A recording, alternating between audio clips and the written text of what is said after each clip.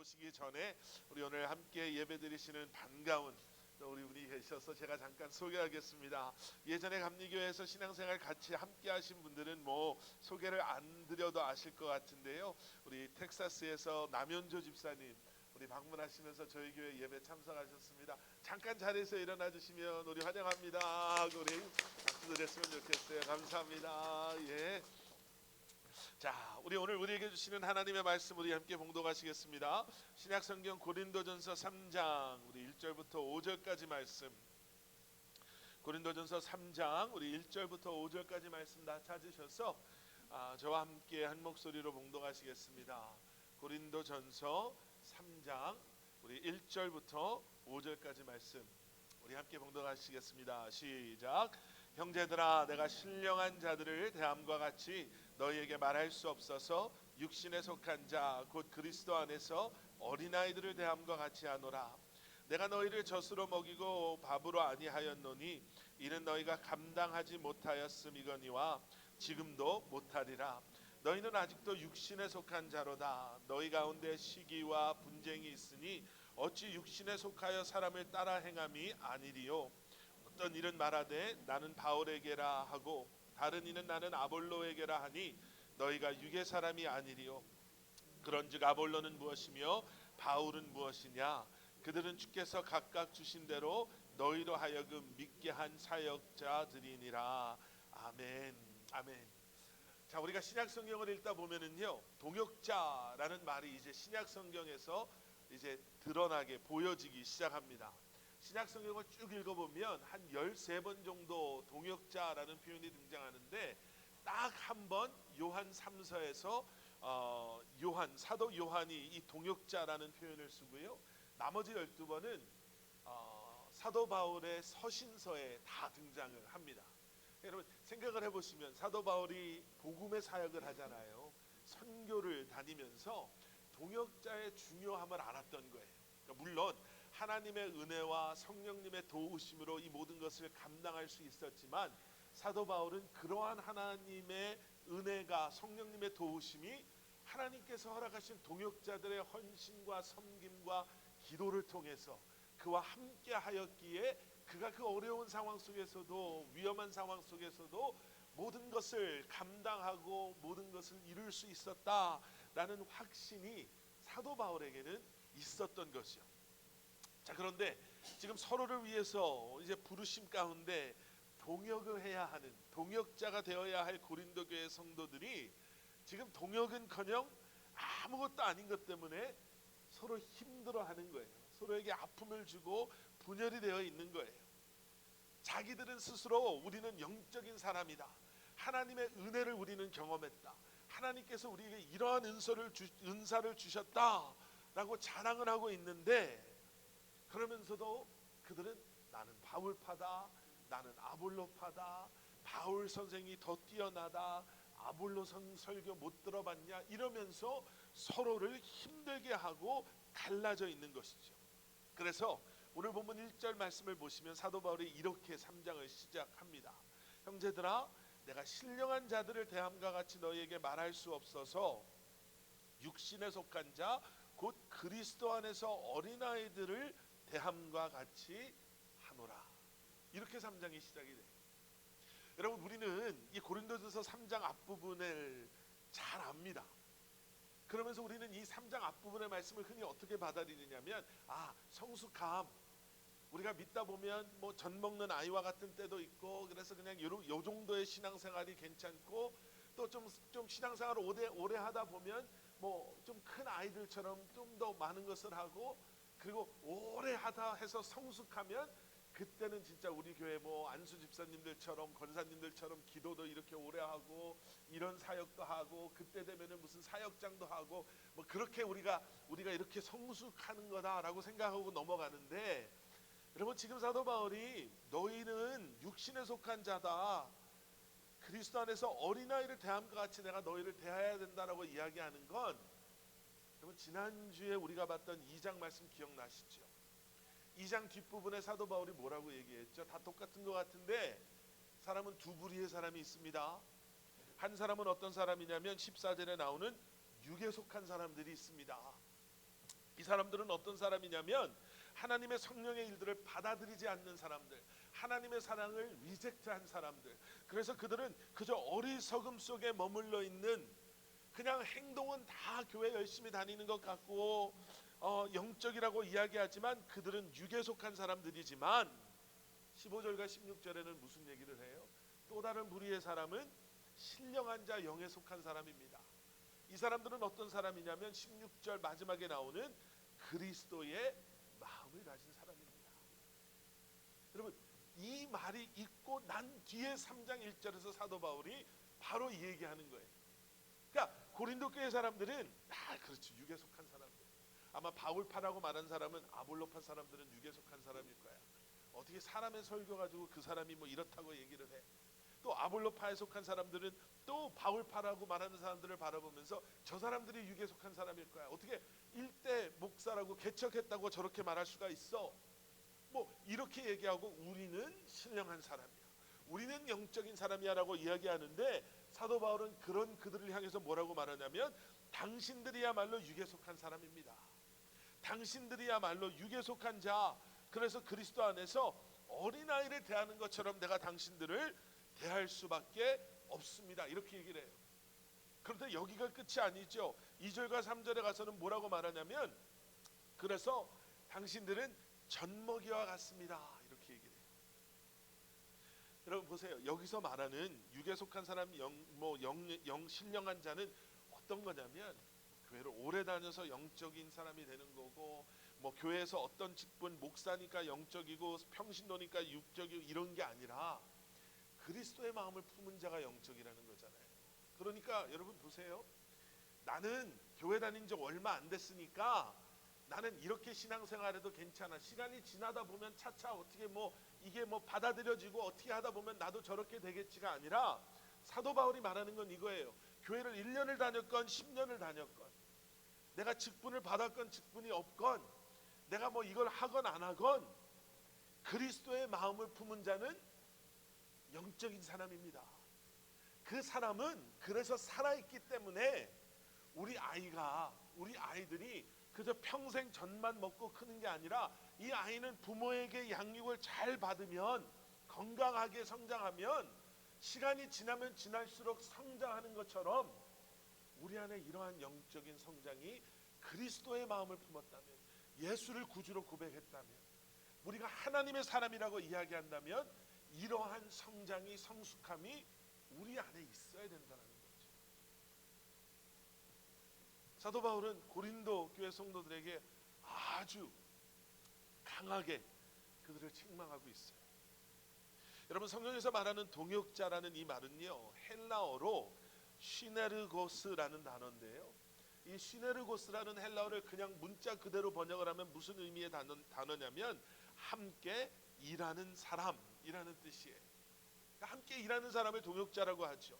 그런데 성경에서 이 시네르고스라는 단어는 어떤 의미를 더 가지고 있냐면, 그냥 함께 일하는 사람 플러스 하나님 나라를 위해 함께 일하는 사람, 진리를 위해 함께 수고하는 사람, 그리고 하나님의 일꾼을 이야기할 때 동역자, 시네르고스라는 이 표현을 사용합니다. 그러니까 사도 바울이 이렇게 책망할 수밖에 없는 게 이제 드러나죠. 이렇게 함께 일해야 할 그들이, 고린도 교회 성도들이 이런 모습은 전혀 보이지 않고 오히려 어린아이와 같이, 사도 바울의 눈에는 정말 아무것도 아닌 것 가지고 이제 설명하고 있잖아요. 아무것도 아닌 것 가지고 서로 시기하고 질투하고 내가 더 뛰어나다, 내가 더 영적이다, 이런 이야기를 하고 있는 거죠. 그런데 여러분 한번 생각해 보세요. 동역이라는 표현을 사용할 때, 동역자 이렇게 이야기할 때 여러분 어떤 느낌을 받으세요? 교회 안에서 설문조사를 한 거예요. 이런 질문 아니었겠어요? 선교를 갔는데 선교사님께서 당신은 나의 동역자입니다, 이런 얘기. 교회에서 동역해야 합니다, 우리가 동역해야 됩니다, 이런 이야기가 나올 때 교회 다녔다라고 하는 사람들이 어떠한 느낌을 받나? 가장 많이 나왔다는 게요, 가장 많이 나온 대답이 뭐였냐면 부담이라는 거예요. 말만 들어도 벌써 피곤합니다. 예, 동역이라는 얘기가 나오면 왜 부담스럽고 피곤해지나? 왜냐하면 동역이라는 얘기가 나오면 뭘 해야 되는구나. 또 뭘 시키시는구나. 이제 이런 느낌 속에서 그런 마음을 이제 품는다라는 거죠. 그리고 그 다음에 나왔던 많이 나오는 대답 중에 하나는 뭐냐면 동역은 나 같은 사람이 아니라 열심히 신앙생활하는 분들에게 맞는 얘기입니다. 이런 얘기. 여러분 만약에 우리도 그렇게만 생각을 한다면 그러니까 여러분 결국 동역이라는 게 좀 팬시하게 우리가 뭐 이렇게 사용하는 단어라서 그렇지 아까 말씀드린 동역이라는 의미가 하나님 나라를 위해서 우리가 함께 일하는 겁니다. 진리를 위해서 우리가 함께 수고하는 겁니다. 하나님의 일꾼됨입니다 라고 생각을 한다면 우리는 다 동역자인 거예요. 그렇잖아요. 하나님의 그런 나라를 위해서 부름받은 우리가 이제 하나님의 그 부르심 속에서 그 진리, 복음을 위해서 함께 수고하는 삶을 살아가는 우리는 동역자인 거죠. 그런데 그런 우리에게 동역은 피곤해. 동역은 말만 들어도 내가 뭐 부담이 돼. 뭐 그거는 뭐 목사님이랑 우리 안수 집사님들이 알아서 하는 거지. 뭐 사역장 그 사역장이 그런 일 하는 거지. 뭐 우리야 그냥 교회나 열심히 다녀주면 되는 거지. 이렇게 생각한다면 여러분 우리는 하나님의 일하심, 하나님의 계획하심, 그 하나님의 일하심의 방식에 대해서 우리가 오해하고 있다는 거죠. 그러면서 뭘 어떻게 표현할까요? 건강한 신앙생활, 또 기쁨이 있는 신앙생활을 우리가 놓쳐버리고 있다라는 겁니다. 지금 사도 바울은요 고린도교회 성도들을 향해서 너희는 아직도 육신에 속한 사람이다라고 말하고 있어요. 아까 말씀드린 대로 지금 이 표현은 2장의 말씀을 쫙 읽고 3장에 딱 들어왔는데 지금 사도 바울이 이 편지의 흐름 속에서 지금 이 시점에서 당신들은 아직도 육신에 속한 사람입니다 라고 말했다. 이거는 지금 고린도 교회 성도들에게는요 모욕적인 얘기죠. 수치스러운 얘기죠. 아니 우리는 지금 하나님의 특별한 은혜를 경험한 사람이고 하나님의 그 은사를 우리가 받은 사람들인데 그런 자부심을 가지고 있는데 나는 당연히 영적인 사람일 거다라고 생각하고 있었는데 나한테 육적인 사람, 그것도 그냥 육적인 사람이 아니라 당신은 지금 젖먹이 어린아이와 같은 사람입니다 라고 이야기를 한단 말이에요. 왜? 여러 가지 이유가 있겠지만 오늘 보면 3절을 보시면 이런 말씀이 있죠. 너희는 아직도 육신에 속한 자로다. 너희 가운데 시기와 분쟁이 있으니 어찌 육신에 속하여 사람을 따라 행함이 아니리요. 그러니까 육신에 속한 사람이다라고 말하는 이유를 어디다 두냐면 시기와 분쟁이 너희 안에 있다라는 거예요. 여러분 여기는 어떤 우리가 이제 좀 말씀을 생각해 봐야 되냐면 여러분 보세요. 하나님께 속한 것이 있고 세상에 속한 것들이 있어요. 뭐 죄의 정서라고 할까요? 죄에서부터 흘러나오는 것이 있고 복음에서부터 흘러나오는 것들이 있어요. 3장 말씀이 이런 전체의 흐름 속에 영적인 사람, 육적인 사람, 또 그 안에서도 우리가 성숙함에 대해서 이야기하고 있다면 우리는 이런 결론을 내릴 수가 있죠. 성숙한 사람의 특징 중에 하나가 뭡니까? 성숙한 그리스도인은 어떤 사람입니까? 라고 했을 때 뭐 기도를 다른 사람들보다 더 거룩하게 오래 합니다. 뭐 아니면은 성숙한 사람은 뭐 선교를 1년에 2번, 3번 다니는 사람입니다. 뭐 이런 거 하는 사람입니다. 이런 것이 아니라 성숙한 사람은 어떠한 분별력을 가지고 있는 사람이냐면요. 나의 언어와 행동과 내 생각마저도 이게 지금 과연 그리스도의 마음, 하나님의 정서, 하나님의 성품에 합당한 그런 것인가, 거기서부터 흘러나오는 것인가 아닌가를 구분하는 거예요. 이게 말은 쉬운데 사실은 참 어려워요. 그렇죠? 제가 저희 아이들 대할 때도 사실은 나중에 생각해 보면 이건 정말 내 생각이었고 어떻게 보면 불완전한 아버지의 마음이었지 하나님의 성품을 대변하는 하나님의 그러한 마음에서부터 흘러나온 얘기가 아니었음을 제가 알 때가 있어요. 그럼 우리가 성숙하다라는 것은 무엇이냐면 우리가 말씀을 보면서 진정한 그리스도인은 오래 참는 사람입니다. 말을 같은 거 그렇게 함부로 하는 사람이 아닙니다. 이걸 우리가 자세히 들여다보면 결국 어떤 거냐면 우리가 그런 분별력을 가지고 행동하는 거예요. 지금 내가 옳다라고 지금 여기는 생각하고 있는데 내가 정말 이게 그리스도의 마음에서부터 흘러나오는, 때로는 그리스도의 마음에서 흘러나오는 게 상대방이 받아들이기 어려운 말일 수도 있어요. 그런데 그것이 그리스도의 마음에서부터 흘러나오는 정말 선한, 그 사람을 위한, 그 사람을 사랑하는 정말 책망이고 디스플린이라면 그 사람이 나를 미워할 수도 있다라는 그러한 생각 속에서도 우리는 자유하다라고 하면 좀 그럴까요? 그 이야기를 할 수 있는 거예요. 그런데 이게 죄의 정서에서 흘러나오는 것이다라고 한다면 여러분, 우리는 영적인 디스플린을 가지고 그것을 참을 수 있는, 쏟아놓지 않는, 그렇게 행동하고 그렇게 결정하지 않을 수 있는 마음이 있어야 된다는 거죠.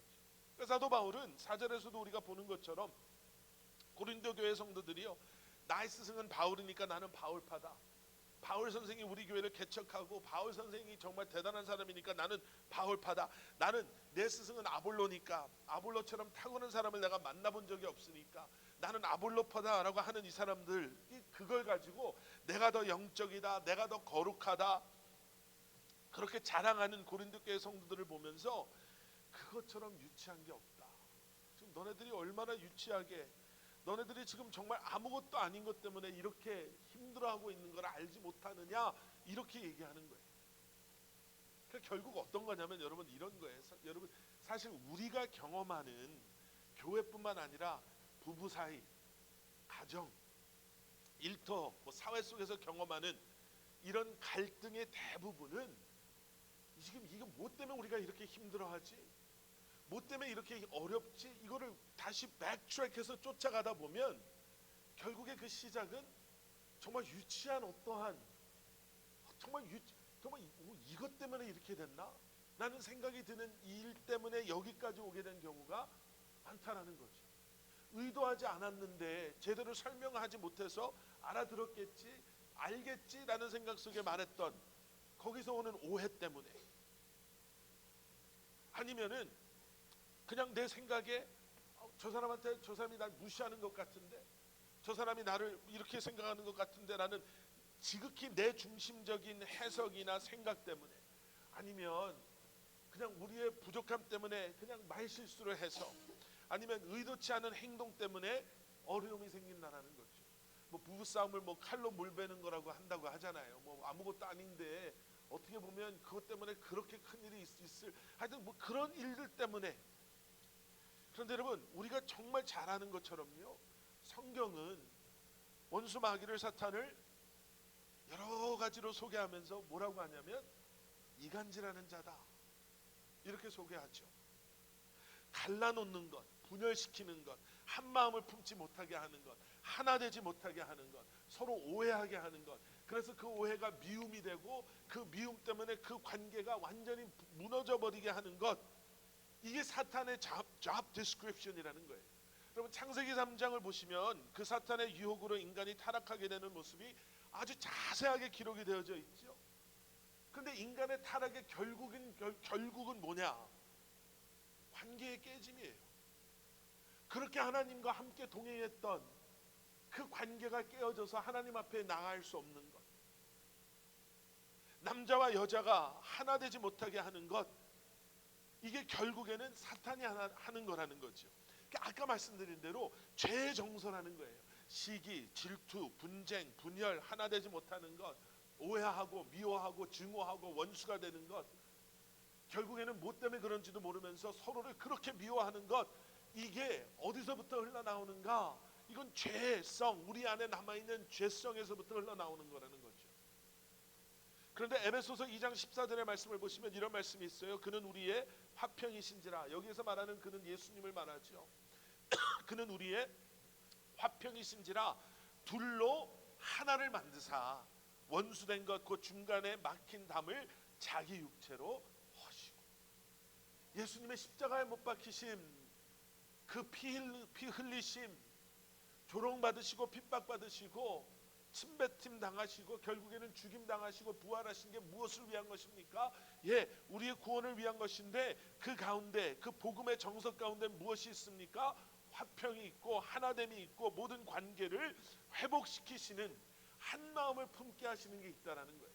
그러니까 여러분, 하나 되지 못할 때 우리가 찾아야 되는 건요, 하나 되게 하시는 분 아니겠어요? 얼마 전에도 그 한국의 오은영 박사님 뭐 그 얘기를 잠깐 했었는데, 여러분 그분 얘기 들으면 뭔가 쨍하지 않으세요? 야, 우리도 저분의 상담을 받으면 뭔가 될 것 같아. 근데 그분과 비교할 수 없는, 자신의 목숨까지 내어주심으로 말미암아 도저히 허물어질 수 없는 담을 하시고 도저히 하나가 될 수 없는 그 둘을 하나 되게 하시는 그러한 카운슬러가 계시는데 바로 성령님이고 바로 예수 그리스도라는 거지. 3장의 마지막 23절을 보시면요, 3장 마지막에 이런 말씀이 있어요. 그래서 사도 바울이 쭉 그 얘기를 이어나오다가 이 하나됨의 은혜가 뭔지를 이렇게 표현을 해요. 너희는 그리스도의 것이요 그리스도는 하나님의 것이니라. 아멘. 너희는 그리스도의 것, 그리스도는 하나님의 것. 그러면 결국은 우리는 누구 것? 하나님의 것.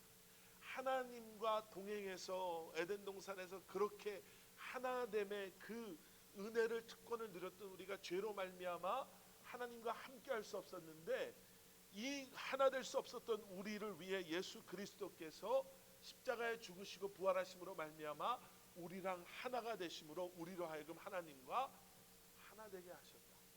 메시지 성경은 이렇게 번역해 놨어요. 여러분은 하나님과 하나이신 그리스도와 하나가 되는 특권을 받았습니다.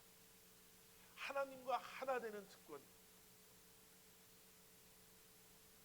여러분, 그러면 어떻게 하면 하나 되지 못하게 하는 사탄의 계략 속에서도 또 우리 안에 남아있는 이 죄성의 문제 속에 사실은 아무것도 아닌 거 가지고도 말다툼을 하고 대화가 끊어지고 관계가 예전 같지 않고 이런 상황 속에서 여러분, 우리는 어떻게 하면 이 하나 되게 하시는 특권, 이 은혜, 그리고 우리가 어떻게 하면 그저 그냥 우리가 사이좋게 사는 게 아니라 이 속에서 우리의 관계를 회복시킴으로 말미암아 하나님께서 우리를 하나 되게 하신, 우리와 하나 되신 하나님께서 그 관계를 어떻게 하면 하나 되게 해주실 수 있는가. 여러분, 말씀 속에서 우리는 세 가지를 볼 수가 있습니다. 첫 번째 뭐냐면요, 여러분, 하나님의 말씀이 선포되어지는 삶을 사시기를 주님의 이름으로 간절히 축원합니다. 말씀을 선포하시는 삶을 사셔야 돼요. 자, 지금 우리가 생명의 산 말씀 묵상 그 책을 가지고 느헤미야의 말씀을 묵상하고 있습니다. 묵상하고 계시죠? 예, 묵상하고 있는데요. 이번 주에 이제 이 보실 말씀인데 느헤미야 6장 15절에 가서 보시면 이 무너졌던 예루살렘의 성벽이 52일 만에 재건되었다라는 말씀이 나와요. 52일 안에 재건이 되는 거예요. 그런데 이게 얼마나 놀라운 거냐면요, 이 성벽이 무너진 게 거의 150년이 지난 거예요. 그 사이에 여러 사람들이 한번 만들어 볼까라고 어템트를 했다가 사람들의 조롱과 사람들의 공격 때문에 150년 동안 이게 재건되지 않고 버려져 있었어요. 어느 정도까지였냐면, 이제 지난주에 말씀 묵상하신 분들은 재건을 하려고 봤더니 흙더미들이 쌓여 있는 거예요. 이건 무슨 말이냐면 150년 동안 그냥 내팽겨쳐 놔줘서 바람 불어서 흙이 모이고 여기서 흙이 모이고 사람들이 흙 갖다 버리고 해서 거기에 그냥 흙더미들이 쌓여 있을 정도로 내팽겨져 있었던 이 성벽이 52일 만에 재건이 돼요. 근데 뭐 지금부터는 약간 놀라는 표정을 지금 자꾸 지으시면 안 돼요. 그럼 제가 말씀 묵상을 안 하시나라는 생각이 들 수가 있으니까 당연하듯이 이렇게 저를 쳐다보셔야 되는데, 근데 52일도 그냥 막 열심히 밤새도록 이걸 공사를 한 게 아니라 계속해서 사람들이 조롱을 하고 공격을 해와서 성경을 보시면 이들이 성벽을 재건할 때 갑옷을 입고 한 손에는 무기를 들고 다른 손에는 성벽을 재건할 도구를 들고 이 성벽을 재건한 거예요. 여러분, 얼마나 힘들었겠어요. 그냥 편하게 옷을 입고 이 건축을 해도 힘든데, 그런데 52일 만에 재건을 했단 말이에요. 하나님의 도우심이죠. 그런데 어떻게 이러한 하나님의 도우심 가운데 그들이 이런 기적을 경험할 수 있었나? 이미 묵상하신 말씀이에요. 느헤미야 2장으로 돌아가셔서 17절 18절 말씀을 보시면 어떤 말씀이 나오냐면 느헤미야가 하나님께서 주신 비전을 선포하는 장면이 나와요.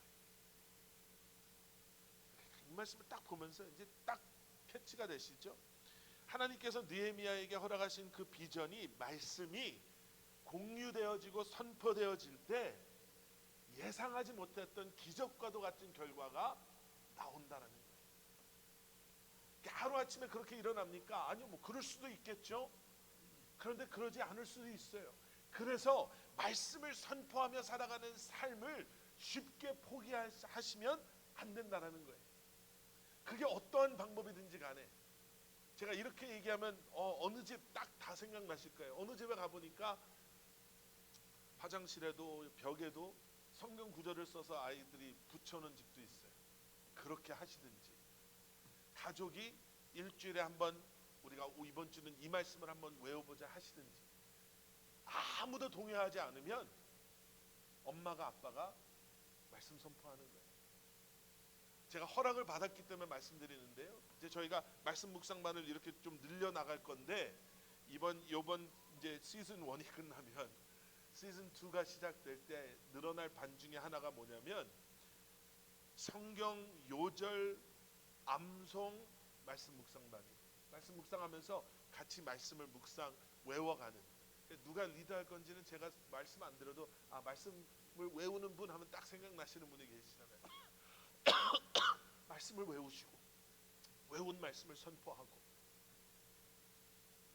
그 선포되어지는 말씀을 가족의 구성원들이 안 듣는 것 같지만 그게 귀에 들어오고 듣게 되고, 그 말씀이 그들의 마음에 심겨지고 새겨지고, 일주일이 걸릴지 한 달이 걸릴지 1년이 걸릴지 5년이 걸릴지는 모르겠지만 그 말씀이 이제는 그 안에서 역사하게 되는 것. 여러분, 교회도 마찬가지고요. 가족도 마찬가지고요.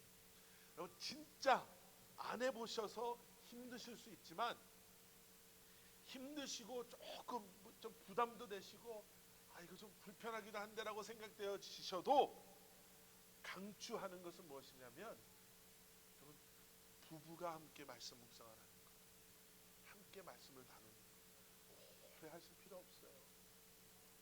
앉아서 같이 말씀을 읽으시고 같이 기도하고, 그렇게 시작된 게 조금 시간이 지나면, 여러분, 여러분들의 자녀들이 오고 가면서 그 모습을 보면 이 아이들의 나중의 모습이 어떨 거라고 한번 상상을 해보신 적이 있으신가요?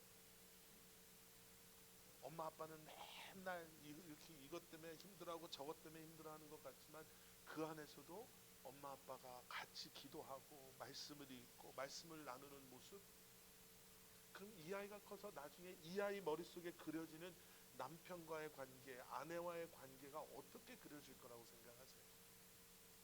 말씀이 선포되어지는 삶, 여러분, 그러한 삶을 살아가실 수 있으시기를 주님의 이름으로 간절히 축원합니다. 두 번째는요, 여러분, 은사를 무시하지 마세요. 하나 되게 하는 게 은사입니다. 그러니까 고린도 교회는 어쩌면 은사 때문에 지금 막 힘들어하는데, 여러분, 은사는 정말 진정한, 은사가 뭔지를 분명히 우리가 알면 은사는 교회를 하나 되게 해요. 세상은 조직으로 움직이죠. 그래서 얼마나 똑똑한 사람, 얼마나 전문가가 어느 조직의 머리가 되고 어느 조직에 이런 사람이 되냐가 중요하지만, 여러분, 교회는요 은사로 움직이는 곳입니다. 고린도전서 12장 27절부터 31절까지의 말씀은 우리가 너무나도 잘 아는 말씀이에요. 고린도전서 12장 27절이 이렇게 시작이 돼요. 너희는 그리스도의 몸이요 지체의 각 부분이라. 아시겠죠? 그러면서 그 다음에 뭐라고 나오냐면, 누구는 사도요, 누구는 선지자요, 누구는 교사요, 또 어떤 사람은 능력을 행하는 자요, 어떤 사람은 병 고치는 은사로, 또 어떤 사람은 다스리는 것, 어떤 사람은 각종 방언을 말하는 것, 이렇게 해서 말씀이 나오지요. 그러면 이 말씀이, 사도 바울이 이 말씀을 나누면서 교회 공동체를 설명하는데요, 정말 중요한 것이 이 안에 담겨져 있어요. 뭐냐? 교회의 구성원인 성도 한 사람 한 사람을 그리스도의 몸을 이루는 각각의 지체다라고 설명을 하고 있죠. 그러니까 우리는 예수 그리스도의 몸의 각 지체라는 거예요. 각계 전투를 하는 게 아니라 나는 내 잘만 나서 사는 거고, 그래서 내가 이 조직의 머리가 돼야 되고, 내가 더 똑똑하고, 내가 교회를 더 오래 다녔고, 이게 아니라 우린 그냥 예수 그리스도의 몸을 이루는 각각 지체인데, 각 지체마다 자신의 고유한 기능이 있다라는 거예요. 우리 몸에 손가락은 손가락의 기능이 있고, 귀는 귀의 기능이 있고, 코는 코의 기능이 있는 것처럼 각각 기능이 있는데, 이 기능을 위해서 성령님께서 은사를 주신다. 이게 교회의 모습이고요, 이게 성경적인 은사의 개념인 거예요. 어떤 높고 낮음을 따지기 위해서 은사를 누구는 이걸 주고 누구는 저걸 주는 게 아니라, 이게 중요하고 저게 중요한 게 아니라, 내게 이러한 기능을 주셨기에 이것을 감당할 수 있도록 성령님께서는 나에게 이러한 은사를 주셨습니다. 여러분, 그래서 은사는요 다양할 수밖에 없는 거죠. 그러니까 어떤 게 뭐 좋아 보인다고 해서 그걸로 다 모이는 것은 잘못된 거죠. 아니, 몸이 다 눈이 될 수가 없고 몸이 다 코가 될 수가 없는 것처럼, 우리에게는 이 다양한 은사가 주어졌고, 이러한 온전한 은사, 이 은사는 공동체를 풍요롭게 합니다. 풍요롭게 하는 거예요. 한쪽은 못 쓰고 한쪽만 쓸 수 있는, 스트로크가 와서 한쪽은 마비가 되고 한쪽은 마비가 되지 않은 사람의 삶과, 이 사람이 할 수 있는 것과, 이 사람이 경험할 수 있고 이 사람이 감당할 수 있는 것과, 건강한 사람, 몸의 모든 지체를 다 건강하게 사용할 수 있는 사람의 삶의 그 뭐라 그럴까요? 퀄리티는 다를 수밖에 없죠. 그러니까 이 은사가 교회 안에서 다양하게, 그리고 이 은사를 우리가 정말 하나님을 사랑하는 마음으로 사용할 때 그 공동체는 풍요로워질 수밖에 없습니다. 오늘 본문 5절에 이런 표현이 있어요. 고린도전서 3장 5절 마지막에 이런 표현이 있죠. 아볼로는 무엇이고 바울은 무엇이냐 이렇게 하고 나서, 그들은 주께서 각각 주신 대로 너희로 하여금 믿게 한 사역자들이니라, 이렇게 나오죠. 그리고 여러분들이 가지고 계신 성경을 보시면 그 밑에 또는 집사들이니라, 이렇게 번역을 한 것도 있다라고 나와 있어요. 여러분, 여기 나오는 이 사역자는 헬라 단어 뜻을 보면 그냥 식탁에서 시중 드는 종, 이런 의미예요. 여러분, 종에 대해서 헬라어가 종을 이야기할 때 정말 다양한 단어들이 있대요. 그러니까 이것을 하는 종, 저걸 하는 종, 이걸 하는 종을 표현하는 단어들이 있는데, 성경에서 사역자 이 표현을 할 때는 이 단어 하나밖에 사용을 안 해요. 그러니까 하나님께서는 사도 바울을 통해서 또 성경을 쓴 하나님의 사람들을 통해서, 사역자는 무슨 일을 하건 무슨 은사를 가지고 섬기든 그냥 일꾼 중에 하나다라는 표현을 하고 계시는 거죠. 우리가 자꾸 이 은사가 더 좋아 보이고 이 은사가 더 영적인 것처럼 보이고, 그래서 은사가 높고 낮음을 따지고 그것 때문에 시기하고 질투하고 교만해지고 열등감을 느끼는 거지, 하나님께서 바라보시는 우리는 그냥 일꾼, 섬기는 사람, 어떻게 보면 식탁 시중을 든다는 건 좀 어떤 책임감도 없는, 그냥 필요한 것만, 주인이 필요한 것 가져다 달라는 거는 만 가져다 주는 거 아니겠어요? 그래서 6절과 8절 말씀을 보시면 사도 바울이 이래요. 나는 심었고 아볼로는 물을 주었지만 자라게 하시는 분은 누구였다? 하나님이시다. 우린 그냥 일꾼인 거예요. 내게 주신 일은 물 주는 것, 너 심는 것. 아볼로에게 주신 일은 물 주는 것. 8절도요. 심는 이와 물 주는 이는 한 가지이나 각각 자기가 일한 대로 자기의 상을 받으리라. 그러니까 여기서 중요한 건 뭐다? 뭘 맡았냐, 내가 뭘 하냐가 중요한 게 아니라, 맡겨주신 일에 우리가 얼마나 충성되게 섬겼느냐라는 거죠. 달란트 비유도 딱 이거 아닌가요? 얼마나 많이 누가 받았냐가 중요한 게 아니라, 받은 걸 가지고 내가 얼마나 성실하게 열심히 살았냐. 여러분, 은사가 있으세요. 그 은사를 사용하실 때, 그리고 그 은사로 교회 공동체가 세워질 때, 여러분 가정도 마찬가지 아니에요? 아버지가 아버지의 역할을 하고 어머니가 어머니의 역할을 하고 자식이 자식된 도리를 할 때 그 가족이 화목한 거죠. 엄마가 아버지를 무시하고 또 아버지는 엄마를 아내를 함부로 대하고 그래서 자녀들이 부모를 공경하지 않고 자기 멋대로 산다면 그 가족으로서의 역할을 함께 감당하지 못한다면 그건 너무나 힘든 거죠. 은사를 사용하고 그 은사를 통해 교회가 하나가 되는 것. 그리고 마지막 세 번째는요. 그리고 여러분 평가는 하나님께 맡기십시오. 하나님께 맡기시는 거예요. 고린도전서 3장 8절 제가 읽지는 않았지만 좀 전에 읽었죠. 심는 이와 물 주는 이는 한 가지나 각각 자기가 일한 대로 자기의 상을 받으리라. 누구로부터? 하나님께로부터. 마지막 날 하나님께서 우리의 모든 수고를 기억하시고 그에 합당한 상을 주실 거다라는 그 확신이 우리 사랑하는 커버넌트 교회 성도님들 마음속에 있으시기를 주님의 이름으로 간절히 축원합니다. 여러분 사람들의 칭찬이나 사람들의 평가는요 얼마나 쉽게 바뀌는지 몰라요. 한동안 한국에서 이 SNS 올리는 사람들 때문에 문제가 많았잖아요.